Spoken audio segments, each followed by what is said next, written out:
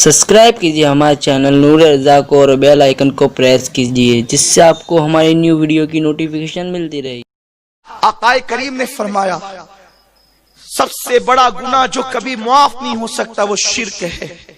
तो मुशरिकों के त्योहार में शरीक होना, ऐसे कि वहां उनके बुतों की इबादत हो रही हो, उससे खुश रहना, यह भी शिर्क है।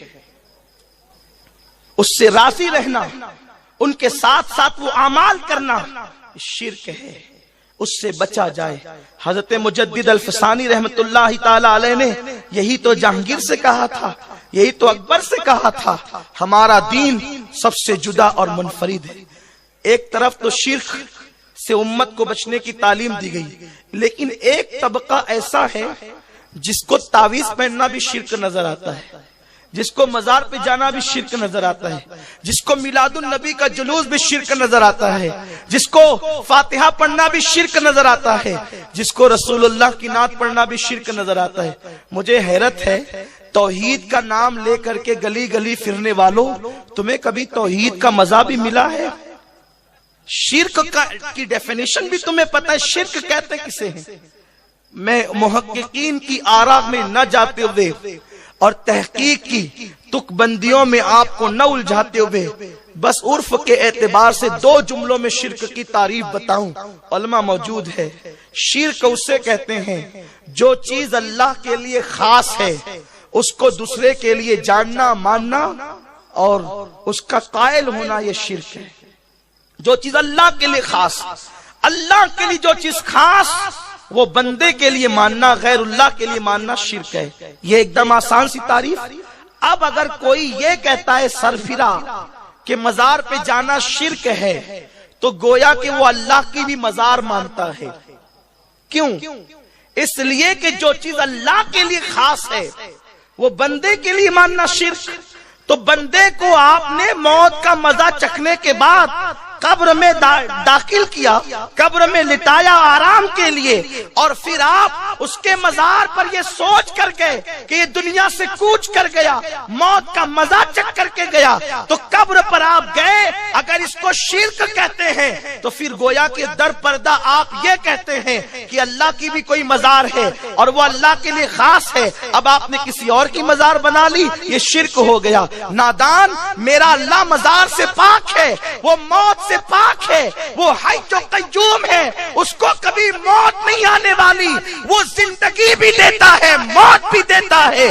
उसकी जिंदगी देने की शान ये है, वो चाहे तो मुर्दा अंडे से जिंदा मुर्गी को पैदा करता है, ये अल्लाह की शान है। तो मजारात पे जाना शिर्क कैसे हो गया? हाँ, बुतखानों में जाना शिर्क होगा, इसलिए कि बुतों की इबादत की जाती है और हम मजारों की इबादत नहीं करते। अगर हम मजारों की इबादत करते तो हमारे मोहल्लों में मस्जिदें नहीं होती, हम मिट्टी की कब्रें यूं ही बनाते रहते और माज़अल्लाह पूजते रहते। लेकिन अल्लाह के सिवा किसी की इबादत करना हमारे यहाँ जायज नहीं है। खुदा की कसम, पूरी कायनात में अगर सबसे ज्यादा हम किसी को प्यार करते हैं, इश्क करते हैं, तो वह मुस्तफा जाने रहमत है। अपनी जान से ज्यादा जिससे प्यार करते हैं वो मुस्तफा जाने रहमत है। लेकिन जब उनका कलमा पढ़ते हैं तो कहते हैं अब्दुहू व रसूलुहू, हम उनको जब बंदा मानते हैं, जब उनको खुदा नहीं कहते तो किसी वली को खुदा कैसे माने, किसी बरगसीदा को खुदा कैसे माने? अरे जिसे जान से ज्यादा प्यार किया, जब उसे खुदा न कहा, बल्कि हम तो यूं कहते हैं, अहले सुन्नत का इमाम, हमारा इमाम इमाम अहमद रजा यूं फरमाते हैं कि लेकिन रजा ने खत्म सुखन इस पे कर दिया। मुस्तफा की सना खत्म यहां होती है, लेकिन रजा ने खत्म सुखन इस पे कर दिया। खालिक का बंदा, ये हमारा अकीदा है। खालिक का बंदा, खल्क का आका कहूं तुझे, ये हमारा नजरिया है। तो जब उन्हें महबूब, और एक बात बताऊं, हमें तो हुजूर को शरीक मानने में लुत्फ ही नहीं आता। क्यों? हम अपने नबी का या अपना नुकसान करें शरीक मानकर? اپنا نقصان تو یہ کہ مشرک ہو گئے، اور نبی کا نقصان یہ کہ میرا تیرا ہو گیا، دونوں کو جدا کر دیا۔ جو شریک ہوتا ہے وہ جدا ہوتا ہے، جو پارٹنر ہوتا ہے وہ جدا ہوتا ہے۔ ہم نبی کو پارٹنر اور شریک نہیں مانتے، ہم حبیب مانتے ہیں۔ شریک ماننے میں کوئی فائدہ بھی نہیں، نہ اپنا نہ نبی کا۔ نبی کے لیے یہ کہ خدا سے جدا کر دیا، اور اللہ کا فرمان ہے حبیب۔ یہ یہود و نصارہ تو یہ چاہتے ہیں کہ اللہ کو اس کے رسولوں سے جدا کر دے، یہ تو مومنوں کا طریقہ بھی نہیں۔ تو ہم حبیب مانتے، شریک نہیں، کیونکہ شریک میں چار چار آنے کا، ایک ایک آنے کا حساب ہوتا ہے، یہ تیرا یہ میرا، اور اس پہ جھگڑے بھی ہوتے ہیں، پھر اس پر قتل بھی ہوتے ہیں، پھر اس پر لڑائیاں بھی ہوتی ہے۔ اس لیے ہم شریک نہیں مانتے، ہم حبیب مانتے ہیں۔ شریک مانے نقصان، چاند میں نے بنایا تو نے توڑا کیوں؟ سورج میں نے ڈبایا تو نے نکالا کیوں؟ نادان تجھے توحید نہیں پتا، توحید تو قریب نواز والوں کو معلوم ہے، توحید تو غوث الاعظم والوں کو معلوم ہے۔ کیوں؟ کیونکہ جن کے مذہب 1857 کے بعد انگریزوں کی میز پر بنے، وہ کیا توحید جانے؟ توحید تو وہ جانتے ہیں جن کا مسلک 1450 سال پرانا ہے۔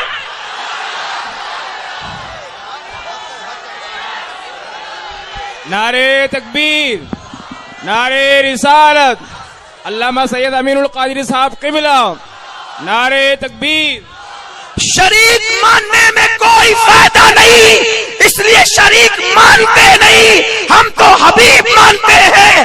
حبیب میں میرا تیرا نہیں ہوتا، جو چار آنے کے لیے حساب میں پارٹنر سے لڑ کے آیا ہے، جب گھر آ کے محبوب کو دیکھتا ہے تو خزانوں کی کنجیاں محبوب کے قدموں میں رکھ کے کہتا ہے وہاں پارٹنر سے چار آنے پہ لڑ کے آیا ہوں، لیکن او میری جان یہ سب تو تیرا ہے، تو چاہے رکھ دے یا لٹا دے، بلا تشبیہ بلا تمثیل۔ ہم شریک نہیں مانتے کہ لڑائی کا شائبہ رہے، میرا تیرا رہے، ہم تو حبیب مانتے ہیں۔ قدرت یوں کہے جان میں نے بنایا، ٹکڑے تو کرے گا، تاکہ دنیا کو پتا چلے گا جب محبوب کا یہ عالم ہے تو خدا کا عالم کیا ہوگا۔ نعرے تکبیر، نعرے رسالت، علماء اہل سنت، اولاد رسول، اولاد رسول، نعرے تکبیر۔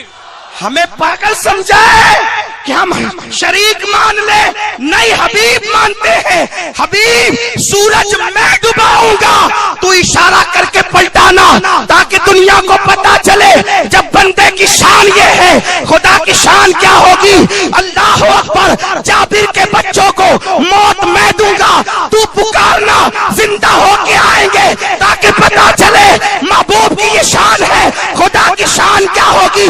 حبیب جب تو کعبے کو چھوڑ دے گا، کعبہ سب سے قیمتی ہوگا، وہ حرم ہوگا، لیکن جب تو مدینے میں قدم رکھے گا تو کعبے والے شہر سے زیادہ دگنا برکت مدینے میں کر دوں گا، تاکہ پتا چلے مصطفیٰ کے قدموں کا یہ عالم ہے تو خدا کی شان کا عالم کیا ہوگا۔ میرے پیارے آقا علیہ السلام کے پیارے دیوانوں، ہم شریک نہیں مانتے، حبیب مانتے، اس لیے ہم کہتے شرک سے بچو، شرک سے بچو۔ لوگ کہتے ہیں حضور کے لیے کھڑے ہو گئے، شرک ہو گیا۔